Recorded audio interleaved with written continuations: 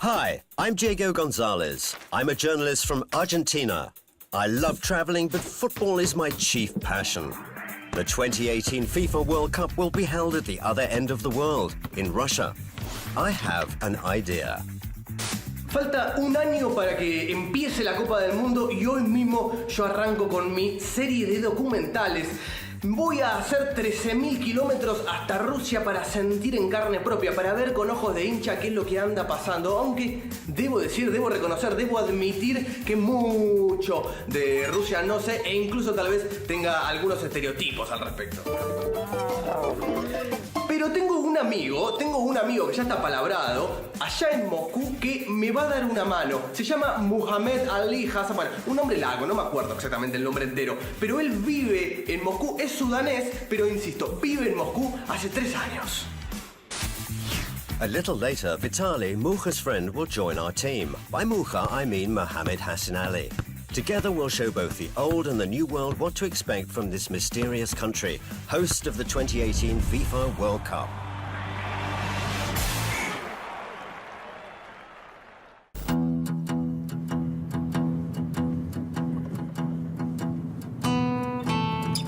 Все же каршеринг крутая тема, да? Да. За 6 часов 400 километров проехали из Волгограда в Ростов. А ты заметил, что дорога очень прямо такие Да, дороги. хорошие? Это 100% к чемпионату все сделано. Да. О, смотрите. For the first time, we traveled between the World Cup host cities by car. Entering Rostov, we saw a huge statue. It's a reminder of the Civil War. For some time after the Russian Revolution, it was the capital of the so-called White Movement, the enemies of Lenin. This statue was built to commemorate the liberation of Rostov from them. Диего, Let's take a selfie. вот эти кони, а за ними тачанка. Тачанка — это как тележка, на которой большой пулемет был закреплен, и во время гражданской войны как бы пользовались. Let's take a selfie.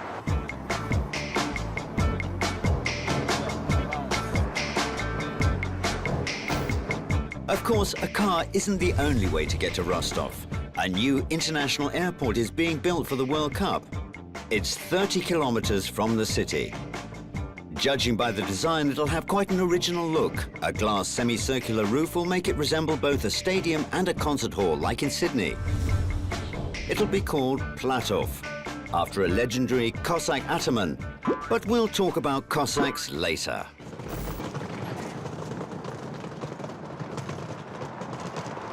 Я специально выбрал гостиницу в казачьем стиле, потому что Ростов является символом казачества. Вот настоящий казак. У него нагрудные георгиевские кресты, шашка, и встречает его казачка. Вот это является символом казачества. Vitaly did really well. He picked a great hotel. I'm no expert on Cossacks, but you can really feel a spirit of freedom here. The hotel nestles in a garden complete with pergolas and benches. It really looks like a Cossack homestead. At least, it corresponds to Vitaly's description. Cossacks have no nation. Rather, they're an historical order of professional military border guards. And the people of Rostov still honor their ancestors' traditions. La historia de los cosacos es larga y compleja, pero lo que podemos decir es que era un pueblo guerrero que vivía en la periferia del por entonces Imperio Ruso y que tenía una relación tirante con cada uno de los gobiernos de turno. Pero para 1917, cuando sucede la Revolución Rusa, habían conseguido un buen nivel de reconocimiento por parte del gobierno central que estaba por entonces en San Petersburgo. Es por eso que deciden volcarse del lado del ejército blanco en el contexto de la guerra civil. Pero claro, pierden. Y como pierden, su tradición y su cultura queda prácticamente en desuso durante muchísimos años. Hubo que esperar varias décadas, un cambio total de época, para que finalmente, como ahora, la cultura cosaca finalmente, como te digo, vuelva a tener una suerte de reverdecer. Let's go, Diego. Vamos, vamos, vamos. Пойдем, пойдем. Спасибо. Здрасте. And they charge only 2,000 rubles, about $33, for all this splendor. Dengue for everything here in Russia. You need money for everything. For every movement you do, you need No, деньги. Diego, no, you can't do it without money. Ты можешь жить один день, целый день, без денег. Не сможешь. Могу. Не сможешь. Могу. Let's make a bet. Okay, what? If I survive a day without money, Sí. you guys gonna pay my dinner. And if not? I will pay your dinner. Okay? One day. One day. Давай. Ну, ты споришь с ним. Давай. Okay. See ya, guys. Start now. Мух, Uh-huh. только деньги свои дай сюда. На. Мух, Mohamed. это не все твои деньги. А теперь да. Вы не идете? Идем. Yeah, right. As if he'll go the whole day without spending money. I don't believe Mucha, but how does he do it? But now it's time to get some work done. Rostov's main stadium awaits us.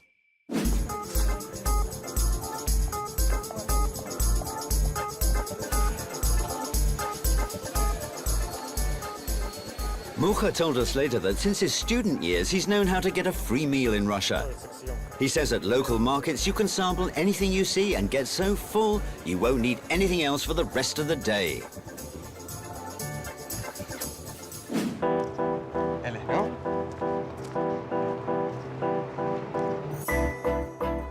Rostov Arena is on the left bank of the Don. To build this giant sports complex, they created a huge sand mound, so the multi-ton building wouldn't subside.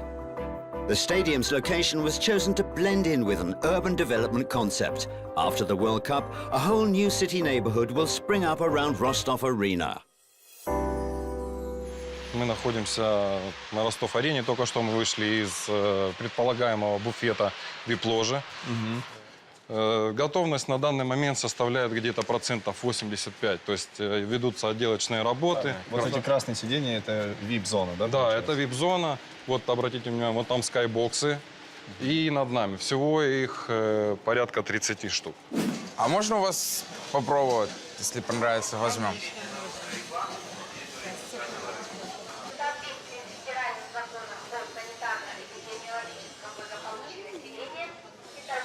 Можно еще? It's working. So, let's go and see something else. A southern marketplace is a unique place, arranged in a kind of ordered chaos. Sausages can easily be sold next to jewelry, pickles next to fruit, and fish next to shoes. It seems that only the locals can figure this hodgepodge out. But it was Einstein himself who said only fools need order. A genius rules over chaos. Спасибо огромное. Сейчас мы находимся на самой высокой отметке, где располагаются сиденья для зрителей. Вот. Но если обратить внимание, то из любой точки, даже верхней отметки, прекрасно просматривается поле. Вы увидите всю картинку, особенно тактические все мероприятия футболистов. A stadium is first of all a theatre. Its main function is to allow spectators to enjoy games to the full extent. That's why they literally bent Rostov Arena's stands. They used the maximal rake angle, namely 32 degrees, and the distance between the lines on the pitch and any seat doesn't exceed 50 meters. So from any spot in the stadium, you can see everything that's happening on the pitch. This state-of-the-art stadium will host 5 World Cup matches. Brazil will kick off Rostov's part of the tournament. The game between Brazil and Switzerland will take place here on June the 17th. On June the 20th, Uruguay plays Saudi Arabia. On June the 23rd, South Korea face Mexico. And on June the 26th, Iceland battle Croatia. Rostov-On-Don will also host one last 16 match. People here are so kindly. I've been here for only 10 minutes and I've tried a lot of different stuffs like vegetables, fruits, sweets. Now I'm going to eat some meat. Ciao. И вот непосредственно это поле, наше самое лучшее, самое любимое поле. Здесь есть дренаж, есть аэрация, есть отопление поля, естественно, полив поля. Стрижется оно полосками по требованиям ФИФА, по-моему, по 5 метров, чтобы было видно офсайды и все вот эти вот нюансы. Что еще знаменательного в этом поле? Что оно было засеяно летом в самую жару и такой травой, которая именно идет вниз. Корневая система была сильная. И на следующей неделе, скорее всего, мы это поле прошьем искусственными нитями. Вот вы видите, да, вылетают клочья из-под бутс. Да. Здесь такого практически не будет. То есть оно укрепляет корневую систему и клочья не vырывает. Спасибо большое, что посетили нас. Вам спасибо большое. Спасибо. Спасибо. Fantasía rusa. Dicen que este estadio, el de Rostov, tiene forma de vela. También dicen que, leí, el estadio de Sochi tiene forma de ostra. Dicen que el estadio de Samara tiene forma de ovni. Y también dicen que el estadio de Kazán tiene forma de ola. Creatividad rusa al 100%. Vamos arriba. Интересно, как там муха. ¡Muja! Наверное, с ума сходит от голода.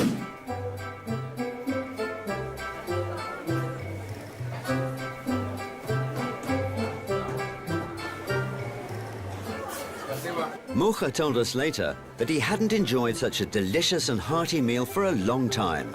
Gastronomy in Rostov is a special pleasure. The city's known for exquisite cuisine incorporating crayfish. Oh, crayfish. Very, very good. Я верю. Оп, бойцы, пойдет, глянь. А? Смотри, как я ими руковожу. Unfortunately, I cannot try the crayfish now, but I'm already full, so now I can go and have a walk in the city. See ya. While crayfish are a symbol of Rostov cuisine, the River Don, where the crayfish live, is the symbol of Rostov itself. The World Cup Stadium is sited on the left bank of the Don. We walked across Voroshilovsky Bridge, currently being remodeled, to the right bank where a place Rostov residents love, the Promenade. Look, look, look.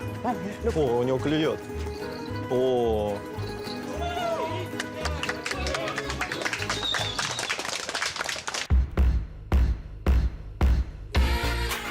Lengthy and spacious, with vibrant cafes, numerous statues, playgrounds and secluded corners, the Rostov Promenade is one of the longest in Russia.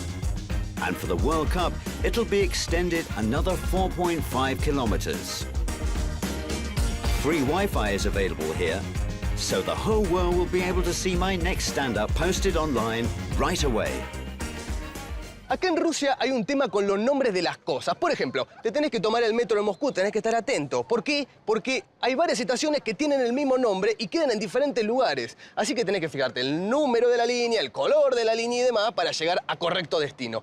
Algo similar sucede con las ciudades. Por ejemplo, Novgorod, donde se va a jugar la Copa del Mundo. Hay varias Novgorod a lo largo y ancho de Rusia, pero la Copa solo se va a jugar en una, en Nizhny Novgorod.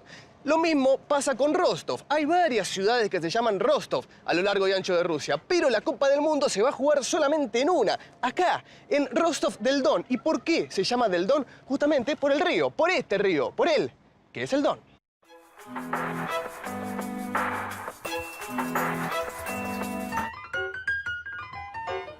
Later that night, Mucha called Vitaly saying he was waiting for us on Pushkinskaya Street. It's as popular in Rostov as the Arbat is in Moscow. Rostov is a very friendly city with an amazing atmosphere. You feel truly relaxed here, and its climate contributes a lot to that. In South Russia, it's warm and sunny, almost like in my home country. People here are extremely amiable. You can approach anyone, and they'll give you directions or help in any way they can. The city itself is beautiful and neat.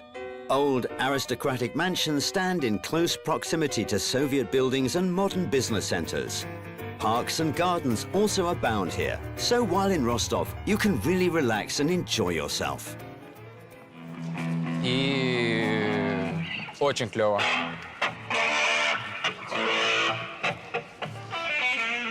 Они таким способом зарабатывают деньги.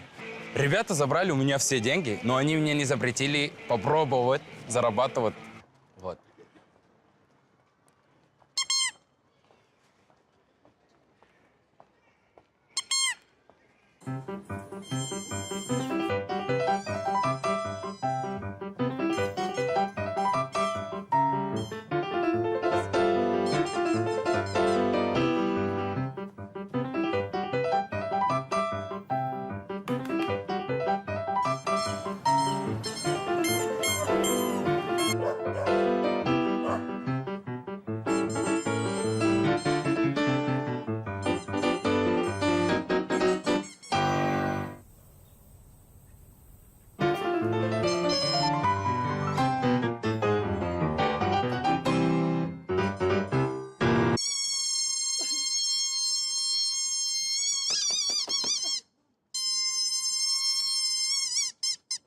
Вот ты чем занимаешься, да? Ну, кстати, вот с мухой... Я постарался как С бы. мухой смешно было. Да? Да. Да стойте чуть дальше, дайте мне продолжать. Стой, Давай, дальше. давай. So he's decided to make some money. What a surprise! Though in Russia they say, don't whistle, you'll lose your money.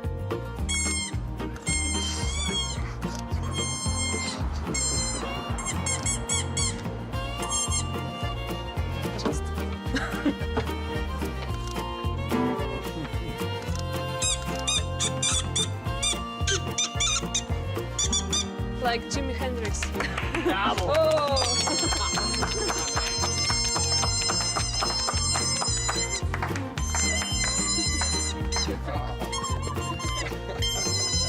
People in Rostov are relaxed and sociable. It's so easy to strike up acquaintances here. We'd only been talking 10 minutes when Ksenia and Daniel volunteered to take us on a tour of their hometown. So here's the Teatrani Square. Uh-huh. Вот оно. Yeah, yeah. And which is the theater? There. The theater is there, yeah. And here's the place where the motors, the guys with good motors, came here, and the good-looking girls also came here. to show. Yeah, yeah, yeah. The bad guys. What's And what's that? And this is a monument about Second World War. Because Rostov is two times get on the Nazis. Ah, 2 times. 2 times, yeah. It was occupied by Nazists. And what about the revolution? Это главный памятник вообще конструктивизма в мире. Gorky Theatre really does impress. It was a pretty daring idea to build a theatre in the shape of a tractor. It blends right in with the cityscape, though. Daniel told us this square in front of the Tractor Theatre will host the World Cup Fan Fest. They'll install a huge stage and a giant 150 square metre screen here, where all 64 World Cup matches will be shown. The fan zone's capacity will be about 22,000. Between the games, Teatralnaya Square will host concerts and sports competitions. And Rostov will have a second fan zone. The World Cup games will also be aired live on a giant screen in Fontanaya Square. Я думаю, вы слышали про казачью кухню? Да. We going Слышали, И про но донских казаков. никогда не пробовали. Казак food. Okay, I like it. You like it? Yes. Отлично. Это там. Wanna try? Yeah. Ksenia and Daniil are like our personal World Cup volunteers. In fact, there'll be more than 1,000 real volunteers in Rostov. Their job is to help World Cup guests feel at home in Russia. They'll help you find a hotel, the stadium, a fan ID center, a restaurant. So don't hesitate to ask them. Рады видеть вас в нашем ресторане. Our new friends didn't just tell us about it, they took us to a restaurant serving traditional Cossack food.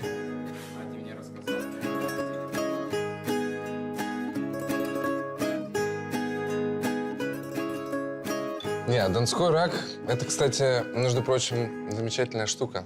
Сейчас уже даже бургеры стали делать с раками. У нас даже есть флаг Ростова, где вместо, знаете, он похож на как флаг Соединенных Штатов, только вместо звездочек там раки. Вот, кстати, интересная тема – это капуста с икрой Я вот сазана. смотрел, не понял, что это такое. Ну, просто интересное применение там вот именно икре речной рыбы.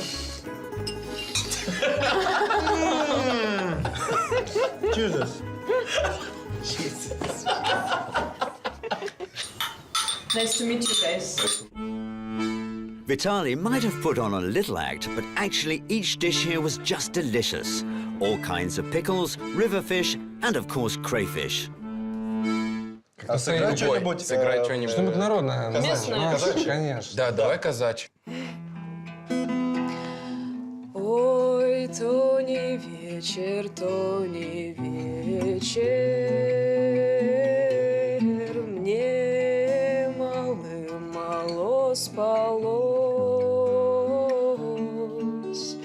мне малым We stayed there a long time, sitting, eating, and listening to Cossack songs. Daniel's ancestors were Rostov Cossacks. He can talk about their culture for hours. He's an architect by trade, but he's also a literature buff. Daniel told us lots about Sholokhov and Chekhov. My favorite Russian writer, Anton Chekhov, was born and lived not far from Rostov. I couldn't miss this chance.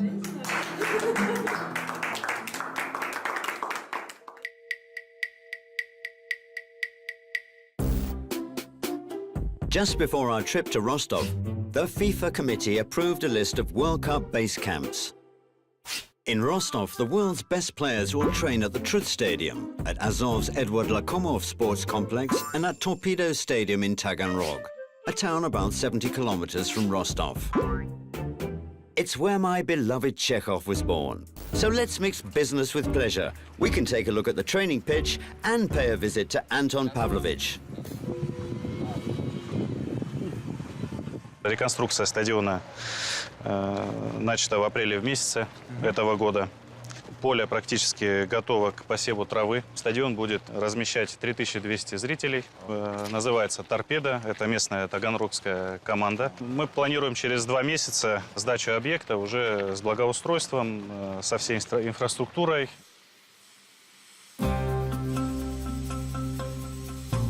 Taganrog's Torpedo Stadium is one of the oldest in the Rostov region. In Soviet times, it even hosted international games. During its long history, Torpedo had never been remodeled, but for the 2018 World Cup, they practically rebuilt it from scratch. It'll have a capacity of 3,212, and the pitch will be as good as Rostov Arena's. Este es el estado de situación a un año de que empiece la Copa del Mundo del Estadio Torpedo, acá cerquita de Rostov. Va a ser un campo de entrenamiento durante el Mundial y después va a ser la cancha del equipo del barrio, del equipo del pueblo. Mirá, está en plena construcción. Resulta raro, pero dicen, prometen, aseguran que acá mismo, en una semana, va a estar todo verde. Скажите, а когда планируется первая тренировка на этом поле? Ну, я, насколько знаю, в ноябре месяце уже планируются первые тренировочные игры проводить. Спасибо вам огромное за информацию и за экскурсию. Спасибо. До свидания. Thank you, Спасибо. До свидания. До свидания. Let's go. Before leaving, I just couldn't miss the opportunity to visit a place associated with Chekhov. Taganrog has several museums dedicated to him, but the most interesting is the little house where he was born. You realize that in this city, like all the houses and stuff, it's not high. It's like a 19th styles. Yeah. I like the atmosphere of this city. It's like a little city, you know? It's the real Russia. Это улица Чехова. Да. А вот и музей Чехова, дом, где он вырос. Давай. Давай. О, смотрите. Здрасте. Здравствуйте, здравствуйте. Добро Здравствуйте. пожаловать. А мы к вам на экскурсию. Есть Ну-ка. такая возможность? Обязательно. Для чего музей Диего. ходят? На экскурсию. Антон Павлович здесь прожил всего 18 месяцев. Здесь только он родился, буквально самые первые месяцы жизни. Ну а теперь прошу вас зайти в наш музей. Только обратите внимание, Потолки маленькие. потолки Да. маленькие. Почему? Чтобы в русском доме кланялись. Так что, пожалуйста. Давайте. Как видите, домик совсем небольшой, состоит из 3 комнат и кухоньки. Общая площадь 35,5 метров. И вот здесь жила семья из 5 человек. Пройдемте, пожалуйста, в гостиную. Это главное помещение дома. Место, где собиралась семья на обед или на ужин. Где по вечерам Павел Егорович читал свои любимые чеки Минеи. Это из семьи Чеховых сохранилось. The house is tiny, hardly enough room to swing a cat. Nevertheless, it's where the man, whose stories and plays still move the world, was born. Пройдемте, пожалуйста, в спальню родительскую, где зыбка, небольшая люлька для новорожденного Антоши. Обратите еще внимание на размеры этой кровати. Многие спрашивают, что родители Антона Павловича были такие маленького роста. Нет. Дело в том, что тогда было принято спать полусидя. И очень поэтому много подушек, и поэтому высокие спинки. Это была такая традиция, которую нам сейчас не понять.